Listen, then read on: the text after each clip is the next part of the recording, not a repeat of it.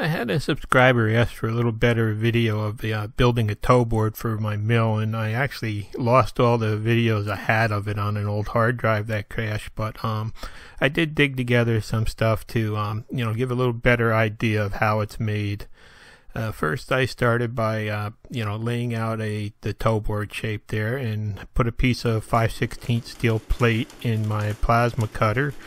And then I just, let the machine go to town and cut the plate out. Now, this is a video that I had shown before, so, you may have seen it already, but this just shows, just how clean and how fast, basically, plasma works for cutting steel. Like I said, this is a 5/16 plate, and I think it's cutting at about 40 inches a minute here. And so this gives you an idea of the whole plasma cutting part of it. So here you just sit back and just watch the machine cut out what you want. In the meantime, I had bought a 2-ton hydraulic jack that I was going to use to raise and lower the end of the log. And so this plate actually has a little notch cut out in it there. Well, there it is. It's all done cutting. And that's what it looks like. And there's that notch in the center that I actually am going to unscrew the centerpiece from the hydraulic jack and just line everything up in there nice and square and weld that to the plate to be able to push the plate up and down. Now, I also needed a handle to extend the little valve on the jack out. So I had that plate on the steel. I had that plate of steel on the machine. I just, cut out a rough handle shape that would allow me to, put a handle on it. And there it is. I drilled a hole in it, and then I welded an extension onto that little needle valve that's built into the jack to just kind of, put a little extended handle on there that I could operate by hand. So there it is, put together. And then I just went back and I plug welded the center of the, the two pieces together. And he also made some UHMW blocks to kind of protect the finish and protect the paint, make things pivot on. And there's the 2-ton jack that I used for this project. I had to bend up a piece of, just a little piece of steel rod to make an adapter to get my jack handle to work out. And there's the jack handle, which is just a piece of tubing and some threaded rods for stabilizing it.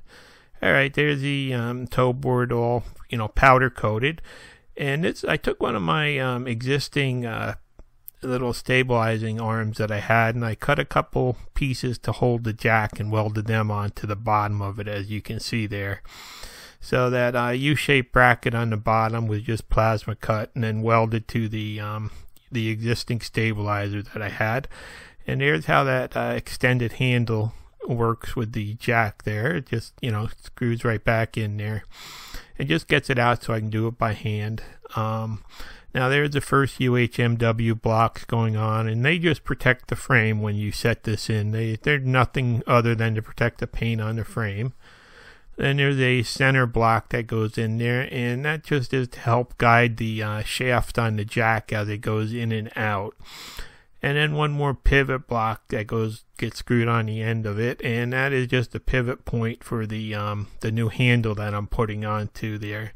And there you see the jack screwed into the the framework that I made for it. And you just extend the center of the jack up, and then I threaded the that serrated pusher in, and just added a couple of screws so that the jack would retract on its own to get back out of the way when you weren't using it. And there I put those couple of UHMW guide pieces on. That allowed me to keep it from unscrewing from the jack, when it was fully extended there.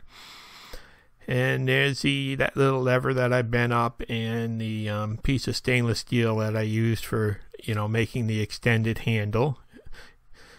And this, basically is how it all goes together and looks. And all that handle does is just allows me to get the jacking point out from under the edge of the trailer when I'm using it. So this is just a couple of, slideshow of a couple of photos of how it goes into the frame. And this actually can be dropped anywhere along the length of the frame. It'll drop in and fit between the rails. So, I really don't have to worry if it's a 4-foot log that I want to, jack up one end to get the pith centered, or, if it's a 12-foot long log, it'll work for them all. And there you can see from underneath the trailer how that new handle actually extends out past the trailer, so you can jack it from the outside, and it makes it very easy to use.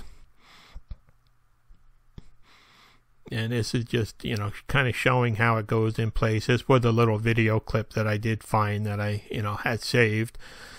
And it just, most of the time I leave it out of the sawmill trailer. And then when you need it, I just, drop it in before I load the log on. It makes it a lot easier to get in. You can put it up from the bottom and just twist it in place, but it's easier to just drop in. And there you can see how that serrated plate goes up as you pump the handle on the jack, and it allows me to level a log. I think I can jack it up about 5.5 inches using this setup, and then I just screw those stabilizers up to keep it from rocking until I get everything clamped in place to make the cut. And then you just reach under and you twist that little knob there when you're done with it, and let it down out of the way, and then you can just flip the log over and make your second cut to have 2 parallel sides on it. But it really does help. And here it is. It's I think it's about a 12-foot log that's probably close to 1,500 pounds on the mill that I have to level out. So there I am. I just put it under the log, and then you just jack it up, and you can see how easy the log goes up. And then I just run those couple of screws up into the bottom of the log to keep it from rocking, until I do the cut. Thanks for watching. Please subscribe.